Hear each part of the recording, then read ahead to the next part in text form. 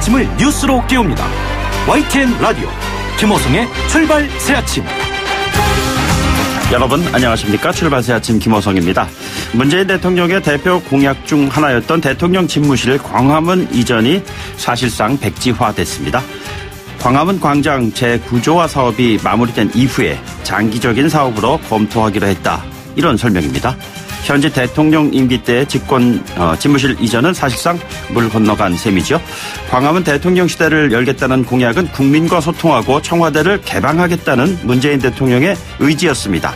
지난 한 해 청와대는 국민과의 소통보다는 여야 갈등의 원인 제공처였습니다. 비서실장과 민정수석을 둘러싼 여야 간 공방이 끊이지 않았죠. 청와대로 향하는 광화문 앞 집회와 시위도 갈수록 그 수와 규모가 확대됐습니다. 대통령 국정수행의 여론조사도 긍정보다는 부정적으로 무게중심이 이동했습니다. 문재인 대통령이 이르면 이번 주 초 임종석 비서실장을 포함한 청와대 비서실 개편 인사를 검토하고 있다는 소식이 들립니다. 지지율 하락에 따른 국정쇄신의 연초 일정이 시작되는 것으로 보입니다. 유홍준 전 문화재청장은 청와대 관저가 갖고 있는 풍수상의 불길한 점을 생각할 때 광화문으로 옮겨야 한다고 말했습니다.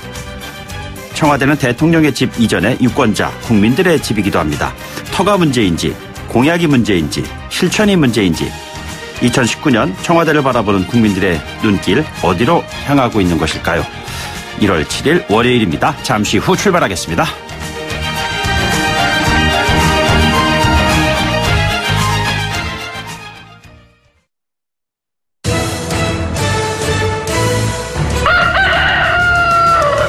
꼭이요 꼭, 출근길 꼭 알아야 할 뉴스, 이종래 꼭 뉴스. 예, 이거 닭 울음소리가 잠 깬 다음에 좀 비몽사몽할 때 다시 한번 확실하게 깨우는 그런 소리가 되는 것 같습니다. 오늘 꼭 아셔야 하는 뉴스를 시사평론가 이종원 박사와 함께 알아보도록 하죠. 안녕하십니까? 네, 안녕하세요. 좀 네. 부담스럽네요. 그런데 이거 뭐 닭 울음소리라는 것은 진짜 시대를 깨치는 소리잖아요. 그렇긴 하죠. 네. 네. 트럼프 대통령이 2차 북미 정상회담을 예고를 했습니다. 할 것 같습니다. 예, 그렇습니다. 이미 이 김정은 위원장 신년사 나오고 나서 친서받았다라고 밝히지 않았습니까? 예. 그리고 CNN도 지난 3일 이제 정상회담 개최 후보지 사전 답사 중이다라고 보도하기도 했는데 네네. 트럼프 대통령이 밤사이에 미국과 북한은 2차 북미 정상회담 개최 장소를 협상하고 있으며 예.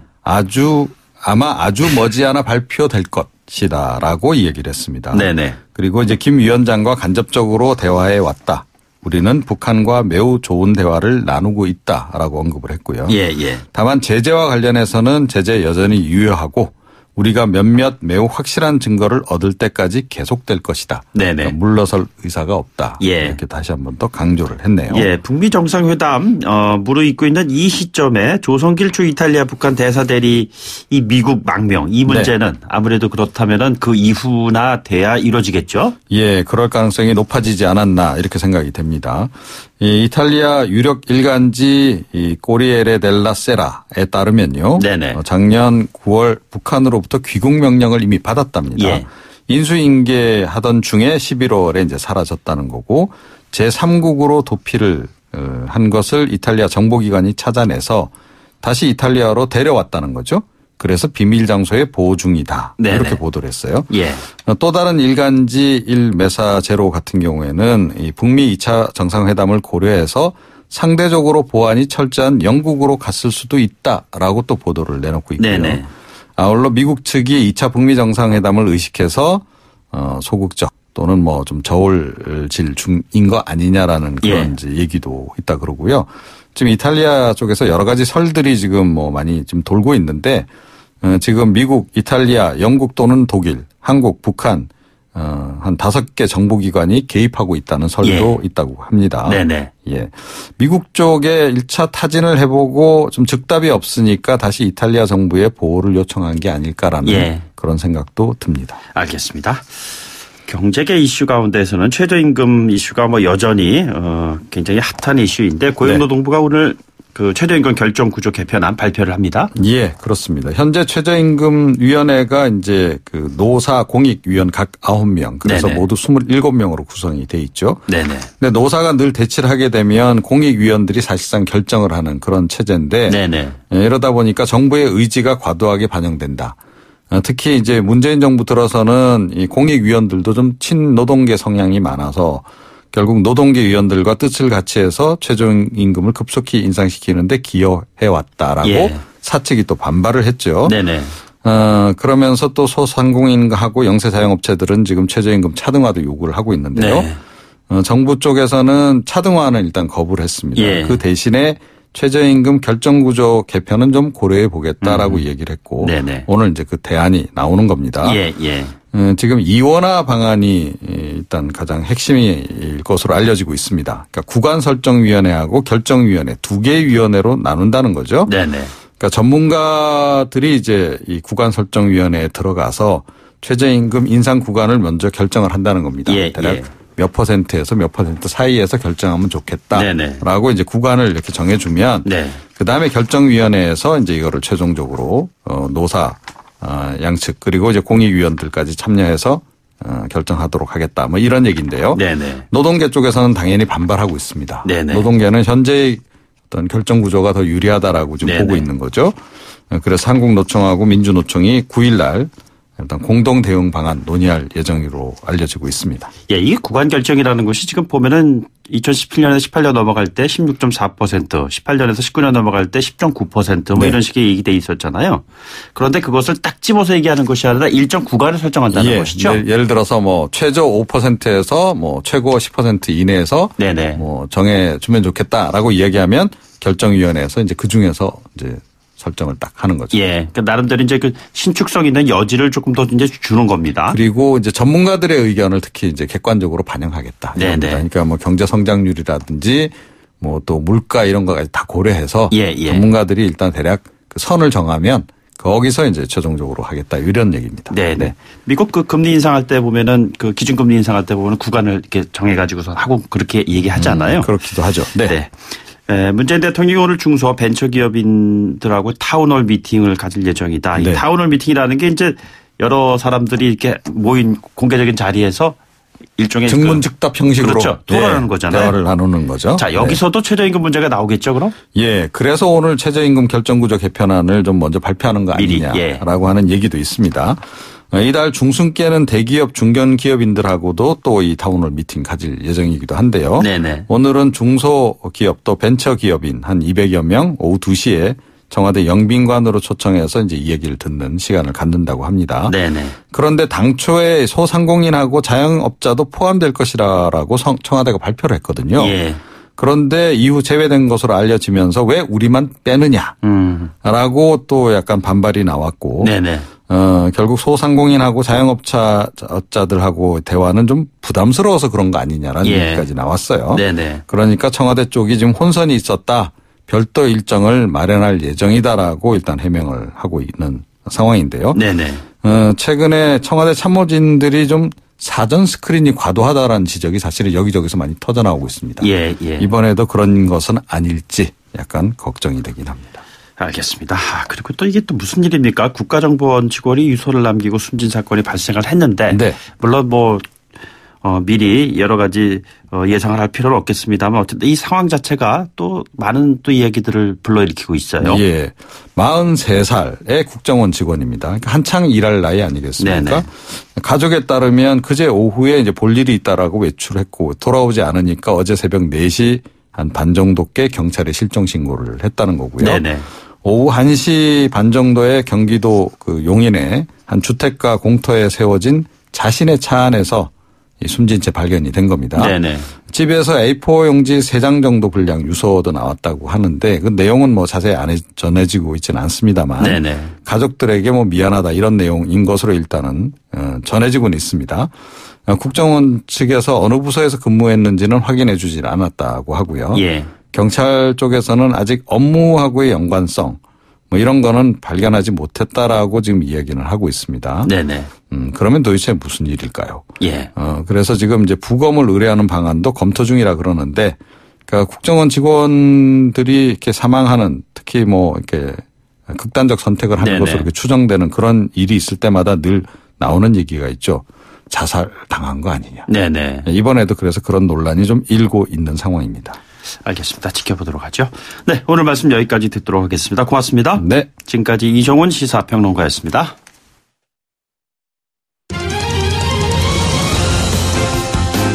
가장 뜨거운 이슈. 오늘의 헤드라인.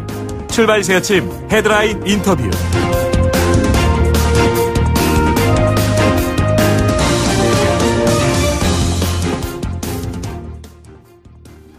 네, 집권 3년차를 맞이한 문재인 대통령이 오는 10일, 그러니까 이번 주 목요일이죠. 신년 기자회견을 열 예정입니다.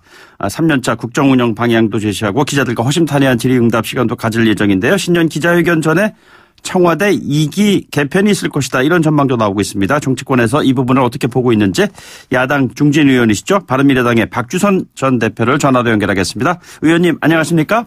네, 안녕하세요. 네, 새해 복 많이 받으십시오. 네, 새해 복 많이 받으십시오. 예, 문재인 정부 집권 3년차 맞이했습니다. 이번 주에 기자회견도 열고 국정운영 방향에 대한 여러 가지 발표가 있을 것이다. 이런 예상이 나오고 있습니다. 야당 중진 의원으로서 주문하고 싶으신 바가 있다면 어떤 것일까요? 지금 문재인 정권 출범 2년이 지금 다 돼가고 금년이 3년차 들어서는데 네네.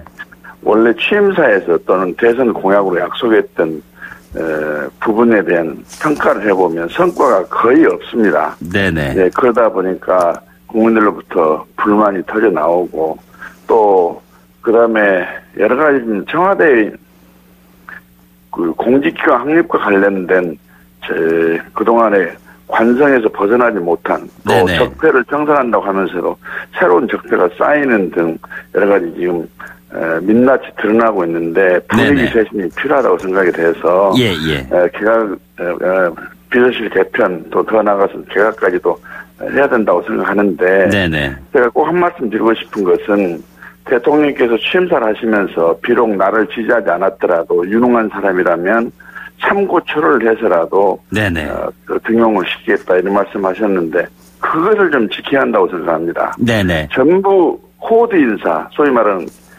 캠프, 코드, 더불어민주당 출신 인사로서만 메우려고 하면 역시 인재 발탁 한계가 있기 때문에 이번엔 좀 더 폭넓은 인재 등용이 좀 필요하지 않을까 그렇게 생각을 합니다. 예, 의원님 그런 말씀하신 김에요. 청와대 비서진 개편 관련해서 이미 비서실장 하마평에 오르는 노영민 주중대사 같은 경우에 이번 캠코더 인사 조금 전에 언급하신 부분하고 연관돼서 어떻게 생각하고 계시는지요? 물론 개인적으로는 그분이 훌륭한 분이고 중진 의원도 지내신 분이긴 합니다만 대통령의 말씀 또는 지침에 대해서 소신을 가지고 직언을 좀 하고 새로운 방향에서 관점을 달리하는 소신도 좀 밝히고 좀 그렇게 해야 된다고 보는데 대통령이 생각하는 대로만 쫄아나니 가게 되면 그게 어떻게 지금 현재의 비서실 체계하고 뭐가 다를 것이냐 이런 생각도 좀 듭니다. 그러나 개인의 역량을 가지고 여기서 공개적으로 말씀드린 건 적절치 않다고 생각하기 때문에 제가 좀 여기서 이 정도는 줄이겠습니다. 예. 그럼 더 이상 이 문제는 좀 여쭤보지 않겠습니다. 새해부터 정치권이 연일 폭로 전국으로 지금 펼쳐지고 있는데요. 최근에 기재부 퇴직 공무원 폭로가 여러 가지 그 정치권을 뜨겁게 달구고 있습니다. 공익 제보냐? 근거 없는 주장이냐? 의원께서는 어떻게 보고 계시는지요? 지금 부패방지법을 보게 되면 공익제보라고 보여집니다. 그리고 폭로 내용이 굉장히 개연성이 있고 특정한 인물의 구체적인 언행을 지금 적시하고 있기 때문에 이 정부 내에서의 벌어지는 정책 조율 과정에서의 그 공정한 절차라고 그럴까요? 또 더 나아가서는 의도가 그게 좀 국민을 위한 선이냐 악이냐 하는 측면에서 반드시 규명을 해야 될 문제인데 이렇게 되면 적폐를 청산하는 문재인 정권에서의 또 다른 적폐로 이어지는 그런 평가가 있기 때문에 먼저 자발적이고 선제적으로 빨리 진상을 규명하자고 정부나 여당에서 해야 될 텐데 이 정부에서 제기되고 있는 의혹이라든지 문제를 국민의 대표기관인 국회에서 당연히 다루고 또 그리고 진실을 규명하고 그 대책을 강구하는 것은 국회의 책무인데 네네. 여당이 국회 운영이 기재의 소집 자체를 거부를 하고 있는 모습은 정말로 이 정권이 속내가 외부와 너무 다르다 하는 네네. 것을 보면서 조금 국민들 입장에서는 굉장히 불만 내지 분노를 아마 느끼시지 않을까 이렇게 생각합니다. 예, 이게 뭐 기재의 소집 관련한 언급을 지금 해주셨는데 민주당이 시간 낭비다 뭐 이런 그 명분을 가지고 그렇게 얘기하는 것 같습니다. 그런데 제1야당인 한국당 문제 그리고 집권 여당의 문제 이 부분을 둘러싸고 그 제1야당과 집권 여당의 태도와 관련해서는 어떤 말씀 주시겠습니까? 아니 조사를 해보지도 않고 시간 낭비다 정치공세다 이렇게 하는 여당의 태도도 이해할 수 없고 네네. 그렇다고 한국당에서 진상조사를 구성해가지고 활동하는 것은 저는 당연하다고 봅니다만 이 시점에서 진상조사를 제대로 하지도 않은 상태에서 대통령을 선제적 조치가 있어야 한다고 주장하는 것 그것도 사실적 모순이라고 생각합니다. 그래서 네네.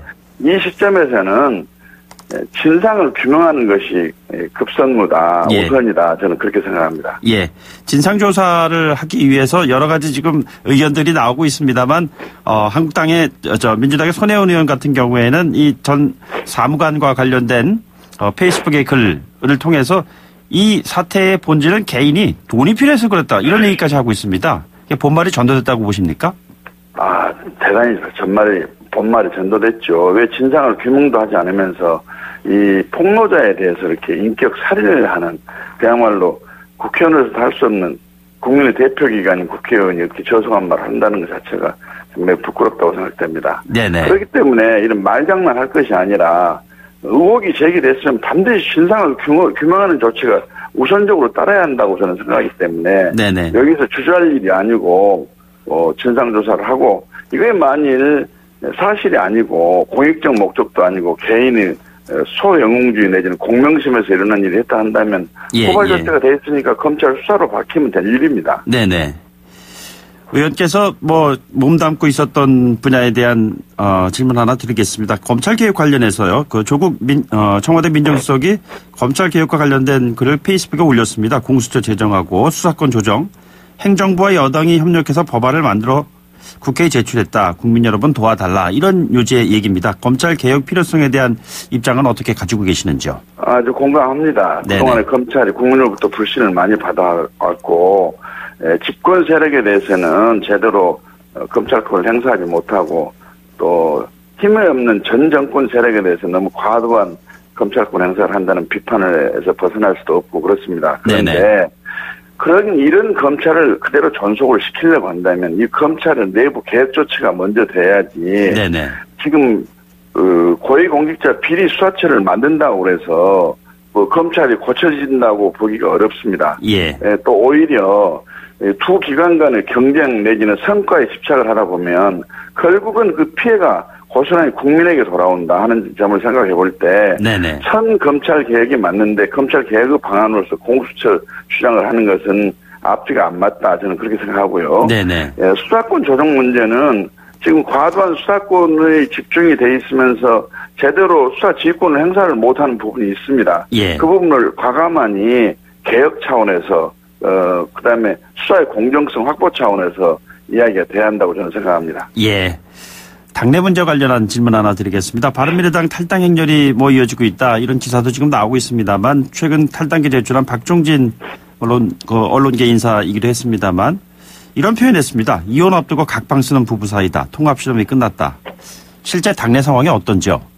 네, 너무 과도한 표현이고요. 네네. 바른정당과 국민당이 합당을 해서 바른미래당이 출범이 됐는데 그 목표는 지금 보수 이념의 대립이 극한상에 도달해 돼 있고 이념의 벽이 너무 두꺼워서 또 네네. 높아서 보수 진보 싸움이 결국은 정권 탈취 싸움으로 돼가지고 마치 탁구공 진보 보수가 왔다 갔다 해가지고 누가 이기느냐 하는 그런 개념이 돼서 네네. 이건 한국 정치 발전이나 국가의 장래를 위해서는 바람직하지 않다. 네네. 그래서 이 합리적인 진보와 개혁적 보수를 아우르는 중도 실용정당을 만들자. 그래가지고 영원한 갈등도 수습하고 국민 통합도 이루고 보수의 싸움, 진보 싸움에서 국민이 피해를 좀 줄여주자 하는 측면에서 만드는 정당인데 네네. 이것을 지금 원래 출범할 당시의 목표에 동의를 하고 적극적으로 나섰던 분들이 몇몇이 좀 탈당을 하고 있습니다만 본인의 국민과의 약속, 본인의 정치적 가치와 정신을 관철해보려는 노력을 하기는커녕 먼저 지지율이 좀 낮은 상황이라고 그래가지고 오히려 본인의 정치적인 이해 득실만을 생각하고서 탈당을 한다는 것은 국민 입장에서도 비난을 받지 않을까 저는 그렇게 생각을 합니다. 네네. 좀 비겁한 행동 아닐까요? 바른정당 출신들이 한국당으로 그리고 국민의당 출신들이 민주당으로 가는 그런 부분에 대해서 비겁한 행동이다라고 지금 지적을 하시는 것이죠? 아니 그렇습니다. 국민과의 약속을 그렇게 헌시작처럼 벌여도 되는 것인지. 네네. 그리고 지금 국민의당은 민주당을 대안의 정당으로 해서 출범을 시켰던 정당이고 네네. 오히려 국민이 소선거구제의 병폐 때문에 그러긴 합니다만 정당 투표에서는 오히려 1.2%를 국민의당이 더불어민주당보다도 20대 국회에 더 받았습니다. 예. 그런데 그때 민주당으로 가겠다고 한 분들은 민주당은 앞으로 정권을 담당할 능력도 없고 한국 정치 개혁의 걸림돌이다. 그래서 대한정당을 만들겠다고 참여를 했고 네네. 그 주장에 국민이 동의를 하고 지지돼서 국회의원에 당선이 되는데 이제 와서는 민주당으로 가겠다는 그 명분이 뭔지 본인의 그럼 그동안의 주장은 정말로 잘못된 것인지 국민과의 약속은 어떻게 이렇게 헌시작처럼 벌여도 되는 것인지를 좀 묻지 않을 수가 없습니다. 예, 민주당 입당 행렬과 관련해서는 사실 무소속 의원들도 뭐 예외가 아닌 것 같습니다. 손금주 이용호 의원이 민주당 입당 신청을 했는데 이거는 어떻게 보고 계시는지요? 마찬가지죠. 그분도 국민의당에서 민주당은 안 되고 국민의당이 이 정치를 주도해 나가야 된다 하고 주장했고 네네. 그렇게 유권자로 동의를 받아서 당선됐던 분들이 네네. 이제는 민주당으로 가야만이 된다고 하고 민주당 입당 신청을 하는 것은 본인의 국민계 약속, 본인의 정치적 소신과 신념, 가치를 이렇게 버리는 거 아니겠습니까? 네네. 그랬을 때 또 민주당에서는 인위적으로 의원 숫자를 늘리는 것이 구태 정치다 해가지고 지금 반발하는 내부 목소리로 들리고 그러는데 나는 무소속 의원이긴 하지만 네네. 더불어민주당을 선택하는 것은 본인의 태생적인 그 지위와 생각을 해볼 때 적절치 않다고 저는 봅니다. 예. 의원님과 선거제도 개편과 관련된 이슈가 지난 연말을 참 국회를 뜨겁게 달군 이슈 가운데 하나였는데 연초에 잠시 좀 주춤하는 것 같습니다. 손학규 대표가 푸드트럭까지 타고 연동형 비례제 순회 홍보까지 하고 계시는데요. 앞으로 선거제도 이 개혁을 어떻게 해 나가야 된다고 보시는지요? 지금 정개특위에서 그 3당이 합의한 대로 1월달 안에 합의점을 도출하기 위해서 연동형 비례대표제, 소선거구제의 개선 문제, 그다음에 권역별 비례대표제, 도농복합제, 중대선거구제 넣고 네네. 논의를 하기로 지금 합의를 해가지고 8일, 10일 계속해서 해나갈 것으로 이렇게 정개특위에서 합의한 것으로 알고 있습니다. 네네. 그런데 국회 내에서 이런 논의를 하게 되면 지지부진하고 그렇기 때문에 국회 밖에 아주 공정한 분들로 네네. 국민의 대표자들이 국가의 100년 대계를 위한 정치 계획이라는 측면에서 그분들로 하여금 정치 계획의 안을 만들고 네네. 그다음에 정치권에서는 이걸 동의를 하고 그런 수를 받는 것이 저는 맞다고 봅니다. 예, 그렇게 나온 결과를 국회가 따르면 된다 이런 말씀이시죠? 예. 저는 그렇게 생각합니다. 네, 알겠습니다. 오늘 말씀 여기까지 듣죠. 오늘 고맙습니다. 네, 감사합니다. 네, 지금까지 바른미래당의 박주선 전 대표였습니다. 1부 마치겠습니다. 잠시 후 2부에서요. 청와대 인적쇄신 문제 김광웅 교수 인터뷰로 알아보도록 하겠습니다.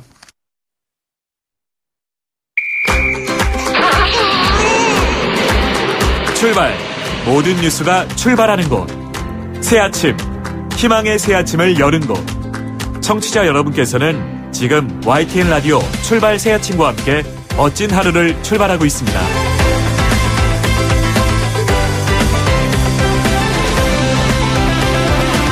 네, 출발 새아침 1월 7일 월요일자 부분 개편이 있었습니다. 시그널 뮤직들이 좀 많이 바뀌었어요. 내용도 보다 좀 더 알찬 내용으로 준비하도록 하겠습니다. 출발 새 아침 2부에서는요. 김광웅 서울대 행정대학원 명예교수를 연결해서요. 최근에 청와대 비서실 개편 문제와 관련된 문제 집중적으로 질문을 해보도록 하겠습니다. 잠시 뒤 돌아오죠.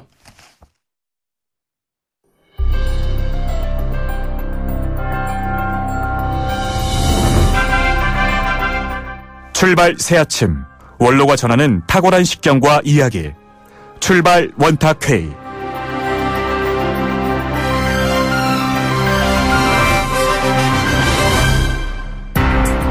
네, 청와대 인적 쇄신 이야기가 나오고 있습니다. 비서실장 교체는 유력시되는 가운데 공직자들의 폭로 대응으로 국민들이 정부에 거는 신뢰가 지금 흔들리고 있습니다. 국민에게 위임받은 권력을 집행하고 관리할 정부의 모습 과연 어떠해야 하는 걸까요? 이 분야 최고 권위자를 통해서 이야기 들어보도록 하겠습니다. 80년대부터 역대 정부의 행정자문을 해온 행정분야 최고 권위자이시죠. 김대중 정부 초대 중앙인사위원장, 2005년 국회 정치개혁협의회 위원장 등을 맡으셨습니다. 최근 좋은 정부란 책으로 다양한 조언을 해주고 계신 서울대 행정대학원의 김광웅 교수를 전화로 연결하겠습니다. 교수님 안녕하십니까? 네, 안녕하세요. 네, 많은 기대를 보고 벚꽃 대선으로 탄생한 문재인 정부일 텐데요. 현 정부의 지금까지의 국정 운영 점수를 어떻게 주시겠는지요? A, B, C 뭐 이렇게 있지 않습니까, 교수님? 근데요. 네네. 그 평가를 평생 했어요. 예. 학생 뽑고 교수 뽑고 공직자 뽑고 그랬는데 평가가 다 잘한 거는 절대 아닌 것 같아요. 네네. 평가가 그만큼 어렵습니다. 네. 수치화한다는 것이. 경제 지표 같은 것도 마찬가지거든요. 예. 평가를 하지 않을 수 없는 것이 이제 세태이고 삶인데 정부 평가는 저는 뭐 그렇게 넉넉하게 주고 싶진 않아요. 왜냐하면은 저는 정부가 커지는 거를 제일 싫어합니다. 네네. 그리고 그냥 성인병의 권리거든요. 예. 똑같은 원리인데, 그러기도 하고, 그게 뭔가 하면 이제 이 정부가 핍박하는 것이 포용국가론이거든요. 네네. 국가가 국민을 껴안아야죠. 그렇죠? 함께 잘 사는 포용국가, 이런 이야기 지금 하고 있습니다. 예. 안아줘야죠. 그죠? 네네. 그래서 허그를 하면요, 서양에서. 우리는 이제 성희롱이지만은, 옥시토신이라는 호르몬이 분비됩니다. 네네. 그러면 그래서 행복을 느끼는 거예요. 예. 네, 그럼 국민 끌어안아야죠. 근데 너무 꽉 끌어안아서 조이니까 시장에 날개를 펴질 못하니까. 네네. 정부가 좀 다시 생각했으면 해요. 그래서 넉넉한 점수를 주고 싶지는 않지만. 네네. 정부하고 만능은 아니잖아요. 예. 근데 정부가 만능인 것처럼 행세하는 것부터도 이제 저는 마땅치가 않고요. 네네. 그래서 하여튼 정말 좀 느슨해졌으면 하는 그런 바람이 있습니다. 예. 국민과의 소통이라는 측면에서 청와대를 개방하는 것과 맞물려서 광화문 시대를 열겠다는 것이 문재인 대통령의 공약 가운데 하나였습니다. 그런데 청와대 집무실의 광화문 이전이 어려울 것 같다. 이런 얘기가 지난 주말에 나왔습니다. 교수님 이걸 어떻게 바라다 보셨는지요? 저는 대통령 집무실의 위치가 청와대든 광화문이든 그 위치는 중요하지 않습니다. 네네. 국민과 얼만큼 가까워져야 되느냐 이런 뜻으로 광화문 시대 얘기를 이제 했던 것 같은데. 네네. 새삼스러운 게 아닌 것이 1998년 DJ가 취임 전 인수위 시절에. 예. 제가 인수위원은 아니었고 정부 조직 개편 실행위원장 자격으로. 네네. 인수위에 한번 초대를 받아서 갔는데. 예. DJ가 이제 하문하시기를 정부 종합청사의 3계층을 개조해서 집무하시겠다 그래요. 이미 그때 이전의 계획을 머리에 두고 있었던 곳입니다, 그럼? 그럼요. 네네. 그러니까 광화문 종합청사에 와서 집무를 하고 싶으시다. 근데 3계층을 고치는데 84억인가 6억인가 제 기억에. 네네. 든다. 어떻게 생각하느냐고 그러셔요. 그래서 제가 그러지 마세요 그랬어요. 왜냐하면은 3계층만 쓴다는 게 전체를 쓰는 거랑 똑같고. 네네. 거기 얼마나 경호며 경비가 삼엄하겠어요. 네네. 다른 공무원들이 길을 펴겠습니까? 그렇죠. 그런 뜻으로 했는데, 하여튼 광화문 시대에 이건 좀 일종의 국민한테 다가가겠다는 의미이긴 하지만, 이런 시대를 접었다 열었다라는 큰 의미는 없습니다. 벌써 20년 전 말씀을 지금 하고 계시는 건데요. 공유정부 그리고 초연결성의 시대 이런 말씀을 하고 계시지 않습니까? 자, 어떤 조언을 이 시점에서 주시겠는지요? 이건 시대는 이제 엄청 변합니다. 네네. 2050년이 되면은 사람이 비유기체가 되고요. 유기체가 아니에요, 인간이. 네네. 그죠? 그렇게 되고 비자아, 비인간 이렇게 되는 마당에 과학기술, 인공지능이며 생명공학 다 바뀌지 않습니까? 네네. 그런 얘기를 과학기술 쪽에서는 한참 하고 있는데 저는 관심이 정부는 어떻게 변할까? 예. 근데 걱정이 뭔가 하면은 이게 과학기술이 아무리 도입이 돼도요. 정부의 DNA가 뭔가 하면은 관료적 권위주의예요. 예. 관료적 권위주의 아시잖아요. 네네. 어느 조직이나 다 있고 정부만이 아닌데 그러니까 이건 뭔가 하면은 편견이 색깔이 짙은 눈금 없는 잣대로 네네. 오만의 천 결정을 하는 것을 제가 이제 관료적 권위주의라고 이제 정의를 내리거든요. 네네. 근데 정부는 시장이고 시민이고 대학이고 언론이고 생각지도 않고 네네. 그냥 결정하면 그만이잖아요. 예. 비판을 받죠. 근데 비판을 당연히 받아야죠. 민주주의니까. 네네. 비판을 비난으로 자꾸만 착각을 하고 네네. 대응을 하니까는 악순환만 계속되는 거죠. 예. 최근에 보면 교수님께서 늘 공직자론에 대한 언급을 하시는데 최근 김태우, 신재민 두 전현직 공직자에 대한 논란이 좀 큽니다. 어떠한 시각을 가지고 바라다보고 계시는지요? 청와대 민정실은요. 네네. 또 다른 이제 정보기관들은 일종의 전 나라의 동향 조사를 합니다. 네네. 원래 규정은 공직자들만 해야 된다 그러지만은 다 연관이 되지 않습니까? 예. 옛날에 보면은 옛날이라는 게 이제 70년대 삼선개헌 때 교수들 조사를 했어요. 네네. 제가 이제 70년 초기에 교수 시작했으니까 그런 식으로 동향 조사를 합니다. 예. 그러면 이제 다른 용어로는 사찰이 되죠. 네네. 어쨌든 간에 그런 것을 하는 것이 온당치는 않은데, 네. 그거를 이제 과잉 권력을 행사하는 경우가 생기는 거고요. 네네. 그래서 동향 파악, 세상 돌아가는 건 이제 언론만 통해서 볼 수는 아는 것은 아니니까, 네네. 그런 기능을 하게 돼 있습니다. 근데 그걸 자꾸만 숨기려고 그러고, 예. 그리고 부정한 방법으로 그 결과를 악용하니까 문제가 생기는 거니까, 모든 것을 정당하게 하면 될 것을 청와대 비서실이 특히 민정이 공개적으로 행사를 할 수 있는 행위를 하는 데는 아니잖아요. 네네. 그래서 이것은 잘못된 것은 분명한데 자꾸 가리려고 그러지 말고 네네. 지금부터 솔직하게 털어놓고 그리고 정부가 제일 못마땅한 것이요.